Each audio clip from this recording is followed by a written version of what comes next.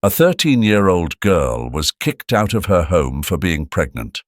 Many years later, she returned with a horrifying truth. Stay tuned to uncover the truth that will leave you speechless. The rain pounded heavily against the roof, drowning out the faint sobs of a young girl clinging to the edge of her shirt. Claire stood trembling before her father, Luis, his face a mask of anger and shame. "Do you have nothing to say for yourself?" His voice thundered through the room, cutting through the suffocating silence. "I didn't mean for this to happen," Claire stammered, tears pooling in her eyes. "Didn't mean to?" Luis slammed his hand against the table. "You've brought disgrace to this family. What will the neighbors say? How will you even survive in this town?" Isabel, her mother, crossed her arms, her voice cold as steel. "A child like you has no place here. You've embarrassed us all. Leave." Claire's knees buckled as she dropped to the floor, her hands clasped together in desperate pleading. "Please, Mama, I have nowhere to go." Luis pointed to the door, his gesture final. "Get out, now." The sharp sting of rejection twisted in Claire's chest. She stepped out into the rain, the cold drops masking her tears as they fell freely. She wandered aimlessly through the narrow streets of the town, her small feet slipping in the mud. Each glance from the neighbors burned into her, their whispers slicing through her fragile hope. Her journey was relentless and unforgiving. At every door she knocked on, faces turned away, doors slammed shut. When she stumbled upon an abandoned house, seeking only a night's respite, a gruff man blocked her path. "Go away, kid," he said, his eyes void of sympathy. "Please, just one night," Claire begged, her voice trembling. "Not my problem," he replied, slamming the door in her face. Exhausted, Claire wandered to a park and collapsed onto a stone bench. She curled into herself, her arms wrapped protectively around her abdomen. Her breaths came in shallow gasps as fear of the unknown gnawed at her. The night brought new dangers. A group of men emerged from the shadows, their voices taunting. "What's a girl like you doing out here all alone?" one sneered, stepping closer. Claire's instincts screamed at her to run. Her legs wobbled beneath her, but she pushed forward, her bare feet pounding against the wet pavement. The men gave chase, their laughter echoing behind her, but she managed to slip into a narrow alley and hide. Panting, she collapsed to the ground, her body shivering uncontrollably. The rain continued its merciless onslaught, soaking her to the bone. Alone and vulnerable, Claire whispered into the darkness, "Why does everyone hate me?" Her strength ebbed away as the hours dragged on. Feverish and weak, she drifted into a restless sleep, haunted by memories of her parents' harsh words. In her dreams, Isabel's voice was sharp and cruel. "You deserve this, Claire." Morning came with no relief. Claire's body ached, her lips pale and cracked. She huddled beneath a tree, the storm showing no signs of abating. A faint voice broke through her haze. "Child, what are you doing here?" Claire barely lifted her head, her vision blurry. An elderly woman, her face lined with years of kindness and hardship, leaned over her with a large umbrella. I... Claire's voice failed her as she slumped forward. "Don't worry, little one. I've got you now." The woman, Laura, knelt and carefully wrapped Claire in her shawl. Her hands trembled, not from fear, but from determination. Without hesitation, Laura helped Claire to her small bakery on the corner of Main Street. The warmth of the fire and the gentleness of the woman's care began to stir something in Claire. A glimmer of hope she thought was lost forever. As Laura tended to her, Claire felt tears welling up once more, but this time they carried a different weight. She wasn't alone anymore. For the first time since that fateful day, someone looked at her with kindness, not condemnation. In Laura's quiet acts of compassion, Claire found a reason to believe that maybe, just maybe, the world still held a place for her. The next morning, Claire woke in the same chair, wrapped in a thick blanket. The scent of bread wafting from the oven reminded her just how hungry she was. She hadn't eaten in days, and her stomach growled in protest. "Awake now?" Laura greeted her with a kind smile, placing a glass of warm milk and a slice of fresh bread on the table. "Here, eat. You need your strength." Claire hesitated, her hands trembling as she reached for the food. "Thank you," she murmured. Through her eyes betrayed a lingering distrust. Kindness from strangers was unfamiliar territory. Laura seemed to sense this. "Don't worry about explaining anything. It's clear you've been through enough. Eat, rest, and we'll talk later if you feel up to it." Her tone was calm, soothing. Claire lifted the bread to her lips, but her hands froze mid-air. Her parents' harsh words echoed in her mind, their disdain searing her heart anew. Tears streamed silently down her face as she placed the bread back on the table.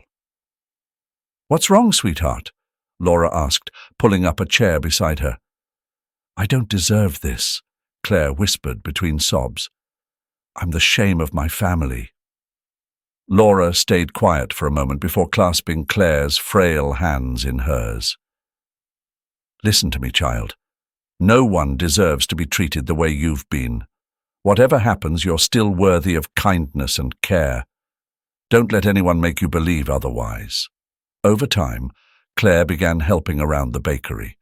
Though the work was light, the curious stares and whispers from customers made her nervous. "Who's that girl?" a woman once whispered to Laura, eyeing Claire suspiciously. "She doesn't look trustworthy. You shouldn't ruin your reputation by keeping her here." Laura's response was sharp. "What I choose to do is no one's business. If you don't like it, feel free to find another bakery." But not everyone was as understanding. One afternoon, a gruff man in a heavy coat stormed into the bakery. It was Mr. Gregory, the owner of the nearby grocery store, notorious for his nosy nature. "Laura, we need to talk," he said, his gaze landing on Claire with visible disdain. "What is it, Gregory?" "That girl," he said, pointing directly at Claire. "Do you know who she is? Word around town is she was thrown out by her family for, well, you know. Keeping her here is going to cause you trouble." Claire stared at the floor, holding back tears as his words pierced her like daggers. Laura straightened her back, her eyes cold and unwavering. "Gregory, if you have nothing better to do, I suggest you leave. This girl is harming no one, and you should be ashamed of yourself for spreading gossip." "Your bakery's reputation will take a hit," he sneered, turning to leave. "Then don't come back," Laura snapped, pointing toward the door. Despite Laura's fierce defense, the gossip spread quickly. Rumors about the pregnant girl living at Laura's bakery filled the neighborhood. The whispers turned into outright hostility. One evening, while Claire was taking out the trash, a group of teens surrounded her. "Hey, who do you think you are?" one of them jeered, a boy named Jake who was known for stirring trouble. I just want to be left alone," Claire stammered, stepping back. "Left alone? After what you did? You've disgraced this town," Jake sneered, shoving her hard enough to send her to the ground. "That's enough!" Laura's voice cut through the air as she rushed out, pulling Claire to her feet. "If you can't behave decently, don't come near this place again," Laura warned, her eyes blazing. Jake smirked. "Fine. But don't cry when people stop buying your bread." Laura's hands trembled with rage as she led Claire back inside. "Ignore them," she said firmly. "You've done nothing wrong." But the strain was undeniable. The harassment became so intense that Laura had to close the bakery for a few days, hoping to let things settle. During that time, Claire tried to find a job to ease Laura's burden, but every door slammed shut in her face. "We're not hiring," one restaurant manager said, casting a judgmental glance at her swollen belly. "Please," Claire pleaded, "I'll work hard." "No." The manager's refusal was as cold as his expression. By the time Claire returned to the bakery that afternoon, she found Laura sitting at the table, staring at a stack of unpaid bills. "Are you okay?" Claire asked hesitantly. Laura sighed deeply. "I don't know if I can keep this place going anymore." The whispers grew louder, the bakery's regular customers threatening to stop coming if Claire stayed. Claire, with pain etched across her face, whispered, "I'll leave." "Don't be ridiculous." Laura's voice, stern yet tinged with concern, cut through the tension. "You've got nowhere else to go, and I won't let you wander the streets." But deep down, Claire couldn't shake the guilt. She saw herself as a burden, her very presence weighing heavily on Laura, who worked tirelessly despite her age. After another sleepless night, Claire watched Laura prepare dough in the early morning light. Gratitude flooded her heart, but so did a suffocating sense of responsibility. "I need to find a job," Claire said, her voice steady with determination. "You shouldn't have to carry this burden alone." "This is your home," Laura replied, her tone firm but weary. "You don't need to go anywhere."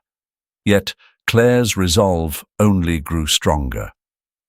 That afternoon, she stepped out of the bakery and walked through the neighborhood, knocking on doors and entering shops in search of work. At one sewing shop, the owner, a sharp-eyed woman named Carla, sneered at her. "Looking for work, are you?"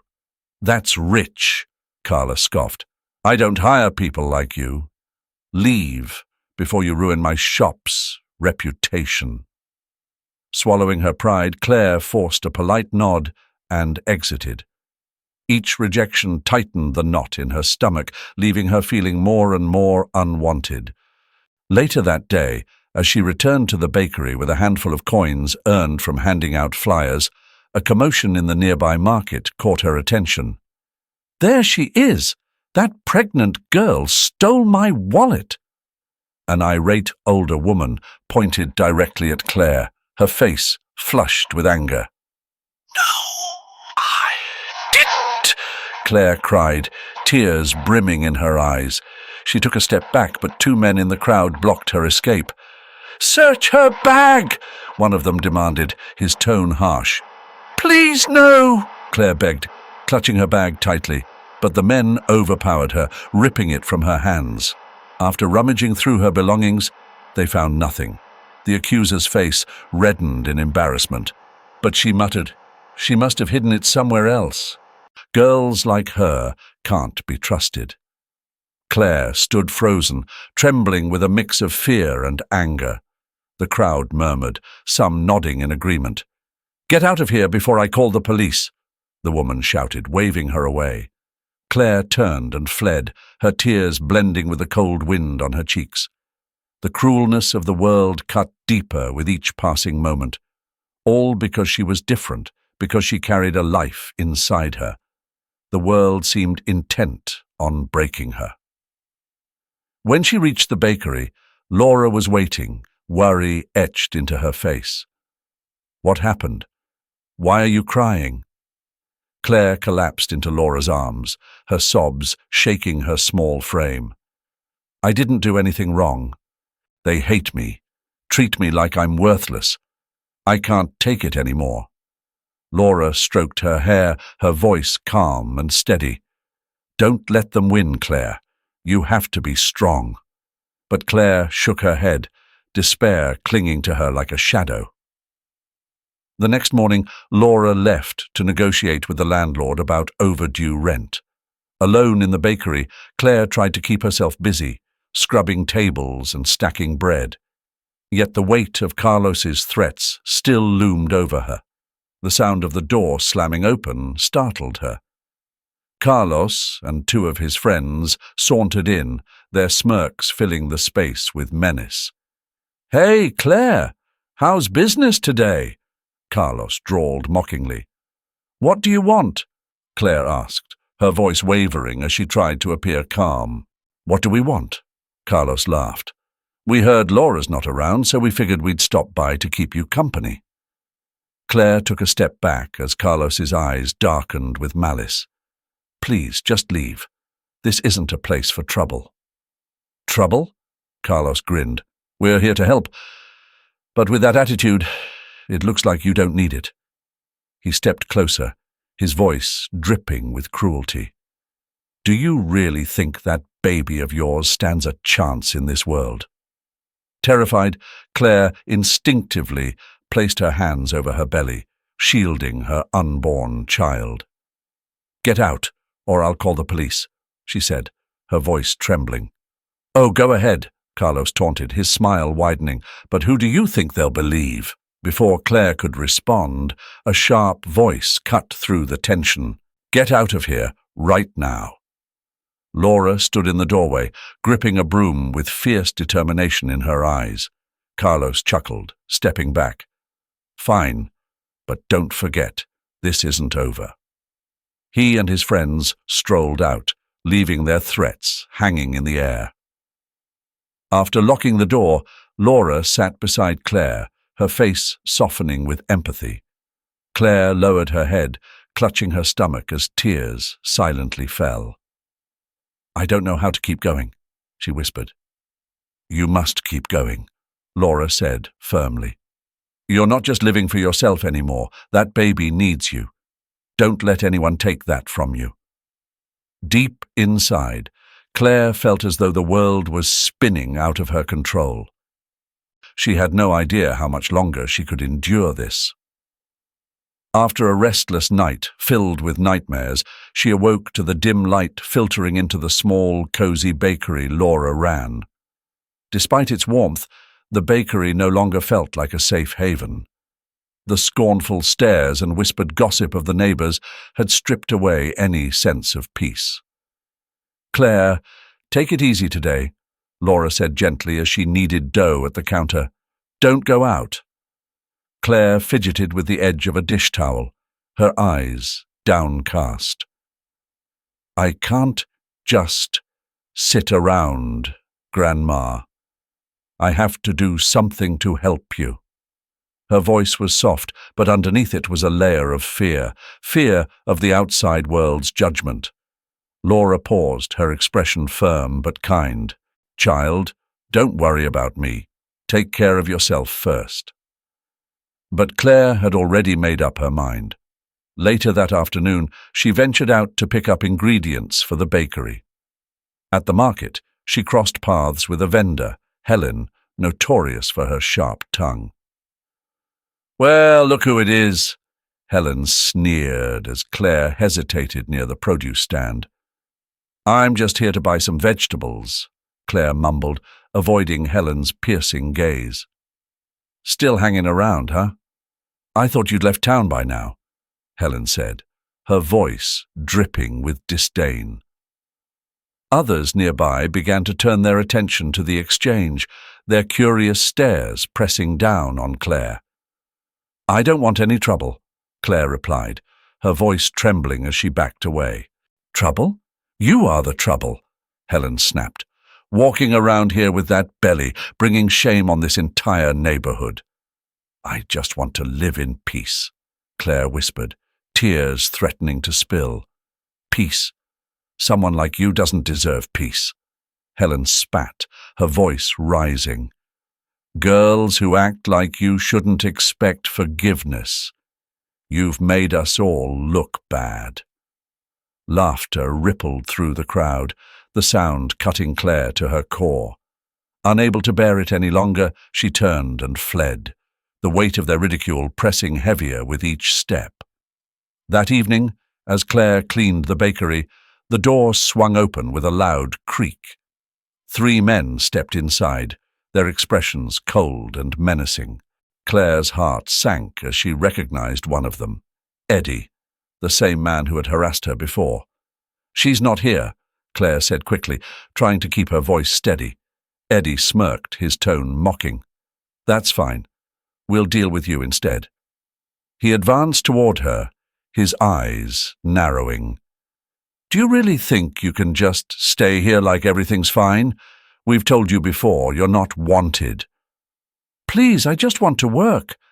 I don't want any trouble," Claire pleaded, her voice shaking. "Trouble?"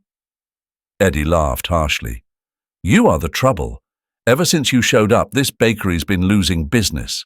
No one wants to be around someone like you." He slammed his hand on the counter, making Claire jump. The other men began trashing the bakery, knocking over racks and throwing fresh bread onto the floor. "Stop, please!" Claire cried, tears streaming down her face. Eddie chuckled as they left the bakery in shambles. "Consider this a warning. Leave before things get worse." As they walked out, Claire collapsed to the floor, her hands shaking as she tried to gather the ruined bread. Tears blurred her vision. When Laura returned, she was horrified by the scene. "What happened here?" Laura asked, her voice filled with alarm. "I can't stay here anymore, Grandma," Claire said, her voice breaking. "I'm just causing more problems for you." Laura gripped Claire's shoulders, her eyes fierce with determination. "You're not going anywhere. We'll get through this together." But Claire couldn't shake the guilt. She knew Laura was exhausted, and the weight of being a burden was unbearable. 2 days later, Laura received a notice from the landlord demanding payment of overdue rents within a week or risk losing the bakery. Laura tried to hide her worry, but Claire noticed the sadness in her grandmother's eyes. "I'll leave, Grandma," Claire said quietly, tears welling up. "Maybe if I go, they'll leave you alone." "You're not leaving, Claire," Laura said firmly. "This is your home and no one's taking it from you." That night, Claire lay awake, staring at the ceiling, her heart heavy with pain. "I have to go for her, for Alma," she thought, placing a protective hand on her growing belly. "I'm sorry, Alma, but I can't stay here any longer." Before dawn, Claire packed her few belongings into a worn bag. She glanced at Laura, sleeping soundly in the corner, and swallowed back tears. She couldn't let her grandmother suffer because of her. On the kitchen table, she left a brief note. "Dear Laura, I can never thank you enough for all you've done for me, but I can't stay here and keep causing you pain. I'm going to find somewhere else to go. I hope this will give you the peace you deserve." Claire took one last look around the room, her hand resting on her growing belly. "Alma, we have to stay strong. No one else is going to help us." With a deep breath, she stepped out and quietly closed the door behind her, leaving the silence of the small room behind. Wandering aimlessly through the streets, she eventually found a run-down motel on the edge of town. It was the kind of place where no one asked questions, and that was exactly what she needed. With the little money she had left, Claire could only afford a few nights. The middle-aged owner, Dolores, tossed her a rusty key with an indifferent look. "Room 3. Don't bother me unless you're paying," she said curtly. The room was as bleak as she'd imagined, small, damp, and shadowed by years of neglect. Sitting on the sagging bed, Claire couldn't help but think of the warm comfort of Laura's bakery. But now it was just her and Alma. "We'll be okay," she whispered, her voice trembling with doubt even as she tried to reassure herself. The next day, Claire set out to find work. She walked for hours, stepping into stores and diners, hoping someone would give her a chance. Each rejection stung like the last. "We're not hiring. You're too young. We don't need any trouble." The words cut deep, but she understood. Her swelling belly drew stares, whispers, and avoidance. Returning to the motel, Claire found a group of kids lingering near her door, snickering and pointing. "She must have done something awful to get kicked out of her house," one of them sneered. Claire tried to speak, her voice soft but pleading. "Please, Don't say that. You don't understand." Her attempt at reasoning only fueled their laughter. That night, she curled up in the darkness of her room, clutching her belly as though she could shield Alma from the world's cruelty. But the taunts and laughter echoed in her mind, refusing to let her rest. The following morning, Claire tried to leave early to avoid any confrontation. As she opened the door, Dolores confronted her with an accusatory glare. "I didn't do anything," Claire stammered, stepping back instinctively. "I would never steal from anyone." "Then why is money missing from my drawer since you showed up?" Dolores's arms were crossed, her voice sharp and unforgiving. "I swear, it wasn't me," Claire pleaded, her voice breaking. "Stop making excuses. You've got 24 hours to pay up or get out. I don't keep thieves under my roof." Dolores's shout drew the attention of other tenants who began whispering among themselves. Lowering her head, Claire retreated to her room, tears streaming down her face. She felt the weight of their suspicion, the suffocating sense that no one would ever believe her. That evening, Claire returned to her room to find the door ajar. Her few belongings were scattered across the floor. Panic rose in her chest as she realized her small stash of money was gone. "No, this can't be happening," she whispered, her voice trembling as fresh tears blurred her vision. She ran to Dolores to explain, but before she could get a word out, Dolores cut her off. "Don't even try to blame anyone else. If something's missing, it's on you," Dolores snapped, leaving Claire speechless and defeated. Back in her room, Claire sat on the cold floor, hugging her belly tightly. "I'm so sorry, Alma," she murmured, her voice breaking. "I can't protect you. Where will we go now? What will we do?" The only sound was the cold wind seeping through the cracks in the door, a harsh reminder of her isolation. The next morning, Claire quietly gathered her remaining possessions into an old bag. The clinking of keys echoed as she handed them to Dolores, who barely acknowledged her before waving her away. Head down, Claire left the motel, feeling the judgmental stares of the other tenants piercing her back. She wandered the familiar streets, each step heavy with exhaustion. Hunger gnawed at her, her stomach empty as she leaned against the rough surface of a brick wall. A biting wind cut through her thin jacket, leaving her shivering. Eventually she found herself at an old market, drawn by the comforting scent of freshly baked bread. She hesitated by a stall, mustering all the courage she had left. "Excuse me," she said, her voice hoarse. "Do you have any leftover food you could spare?" The vendor barely glanced at her, her face twisted with disdain. "Go ask somewhere else. I've got nothing for you." Claire nodded, whispering a quiet, "Thank you," before walking away, her cheeks burning with shame. In a nearby park, she sat on a weathered bench, holding her belly as tears slipped silently down her face. "Alma, I'm so sorry," she whispered. "What did I do to deserve this? Why must we suffer so much?" Laughter interrupted her thoughts. A group of kids ran past, their carefree giggles stinging her ears. One boy stopped, pointing at her belly with a mocking grin. "Look, she's huge!" he shouted, sending the others into fits of laughter. Another boy picked up a small stone and threw it in her direction. Claire didn't flinch. She kept her head down, silently enduring the cruelty. As night fell, she wandered the streets aimlessly, unsure of where to go next. Each turn felt like a dead end, each step weighed down by despair. Claire huddled in a narrow alley between two crumbling buildings, seeking shelter from the biting wind. She wrapped her arms around her knees, trying to keep warm, but the chill seeped through her thin clothes.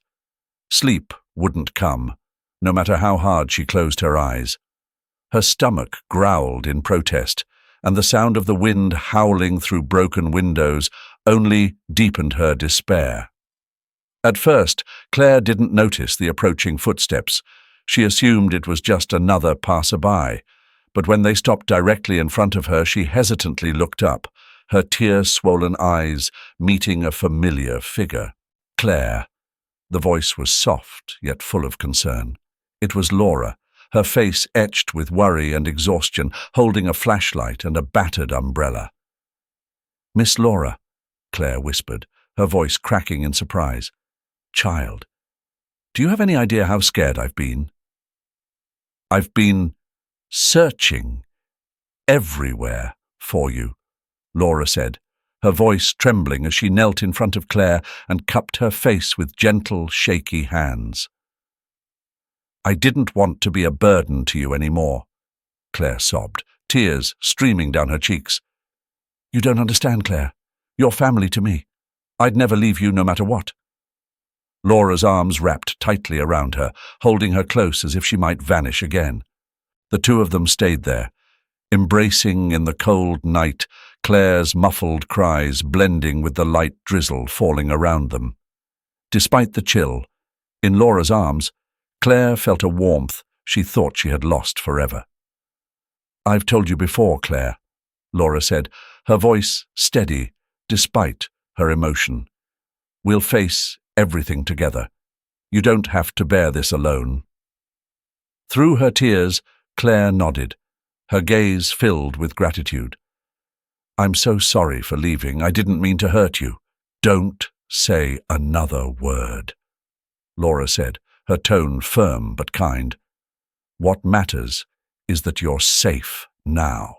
The next morning, the pair returned to Laura's small bakery. Though their troubles were far from over, the place now felt like a haven. Laura methodically cleaned the counter, while Claire helped with the baking, her small hands gradually learning the rhythm of the task. "I'll do everything I can to help, Miss Laura. Things will get better soon," Claire said, her voice tinged with hope for the first time in weeks. Laura smiled, a rare, genuine smile that softened the lines of fatigue on her face. "That's right, Claire. As long as we stick together, nothing can bring us down." Over time, though, the stares and whispers from the neighbors lingered. Claire learned to tune them out. She threw herself into helping with the bakery and preparing for the arrival of Alma, the baby she carried. Slowly, the bakery began to reclaim its place in the community, the smell of fresh bread drawing back old customers. Claire worked the front counter, her renewed confidence shining through her interactions with customers. "Thank you, Miss Laura," she said one day, looking at the kind woman who had given her a second chance at life. "I wouldn't have made it without you." Laura placed a hand over Claire's and said warmly, "You're family, Claire. Family stands by each other no matter what." Under that modest roof, they built a quiet, simple life, leaning on one another to weather every challenge that came their way. 13 years passed since Claire had fled her parents' house. She had grown into a strong, self-reliant woman. With Laura's unwavering support, she had overcome unimaginable hardships and eventually opened a small cafe in the suburbs. She named it Alma, in honor of her daughter, who was now Claire's greatest pride. Alma, a bright and confident 13-year-old, was her mother's reflection in many ways. She often helped out in the cafe, her laughter and warmth lighting up the room. Their life, though humble, was rich with love and joy. One morning, as Claire cleaned the counter, a familiar face walked through the door. It was Julia, a lively woman in her 60s who had been a close friend of Laura's in her youth. She carried an envelope filled with old photographs. "Claire, look at what I found while sorting through some boxes at home," Julia said with a cheerful grin. "Laura was so beautiful when she was younger." Julia spread the photos across the counter, her eyes twinkling with nostalgia. Claire leaned in to examine them, a smile tugging at her lips. "She was the most amazing person I've ever known. If it weren't for her, Alma and I wouldn't be here today, Claire said, her voice warm with gratitude. Alma darted out from behind the counter, her curiosity piqued. "Mum, is that Miss Laura? I've never seen her like this before." "Yes, sweetheart. She did so much for me, and for you too," Claire said, gently brushing her daughter's hair back. Her heart swelled with appreciation for the woman who had saved her during her darkest days. Suddenly, the soft chime of the doorbell interrupted the moment. Claire looked up, her breath catching. An older woman with snow-white hair and a deeply lined face stood hesitantly in the doorway. Her eyes, weary yet familiar, locked onto Claire's. "Mom?" Claire whispered, her voice unsteady. The woman nodded, tears welling up in her eyes. "Yes, Claire. It's me." The room fell silent. Julia discreetly stepped back, sensing the tension. Alma glanced between Claire and the stranger, her young face filled with curiosity but unsure of the emotions swirling in the air. Claire took a deep breath, her voice cutting through the tense air like ice. "What are you doing here? After 13 years, do you think you can just show up and pretend none of it ever happened?" Isabel lowered her gaze, her voice barely audible. "I know I have no right, but I can't live with this guilt anymore. I came to ask for your forgiveness, Claire." "Forgiveness?" Claire let out a bitter laugh as her eyes began to glisten with unshed tears. "You threw me out like I was nothing.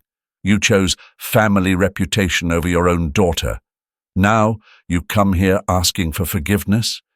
Do you think a few words can erase all the pain?" Alma, Claire's daughter, tugged gently at her hand, her big eyes filled with confusion. "Mum, what's going on? Who is she?" Claire froze, her fists clenching tightly until her knuckles turned white. After a moment, she exhaled and replied, "She's your grandmother." "My grandmother?" Alma asked, her voice a mix of surprise and disbelief. She turned to Isabel. "Is that true? Are you my mum's mother?" Isabel fell to her knees, tears streaming down her face as she looked at Alma. "Yes, sweetheart, I am. I made a terrible mistake. I abandoned your mum when she needed me the most, but I can't continue living without trying to make things right." Alma took a step back, looking up at her mother with a questioning expression. "Mum, is this true? Why did she leave you?" Claire knelt down, wrapping Alma in a protective embrace. "I'll explain everything, but not now." Isabel slowly stood, her hands trembling. "Claire, I don't expect you to forgive me right away, but I'm willing to do whatever it takes to make up for what I did." Claire's voice was strained with pain as she replied, "It's not that simple. 13 years is a long time. I had to start over from nothing. You weren't there when I needed you most. I don't know if anything can change that now." Julia, who had been quietly observing the exchange, stepped forward and placed a reassuring hand on Claire's shoulder. "Claire, there's no denying your mother's mistake, but sometimes forgiveness isn't about helping others. It's about freeing ourselves." Claire's gaze shifted from Julia to Isabel, her emotions swirling, anger, hurt, and a vulnerability she couldn't ignore. Alma spoke up, her young voice steady but firm. "Mrs. Isabel, I don't know what you did, but if you're really sorry, you should prove it with actions, not words." Isabel's tear-filled eyes flickered with a glimmer of hope. "You're right. I'll do whatever it takes to show you I mean it."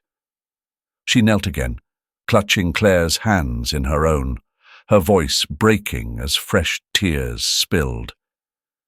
"I've lived with regret every single day of these 13 years. Your father, he got sick after you left. He never stopped regretting what happened, but his pride wouldn't let him admit it. He's gone now. Claire froze, her mind reeling as if caught in a storm. Dad's dead? Her voice cracked under the weight of the revelation. Why didn't anyone tell me? Why are you only coming to me now? Isabel gripped her daughter's hands tightly, her fingers trembling. I was afraid you'd never forgive me. But when he passed, I realized I couldn't lose you too. Claire, you're all I have left. Claire pulled her hands away and took a few steps back. All you have left. You think that's enough? Dad threw me out, and you turned your back on me.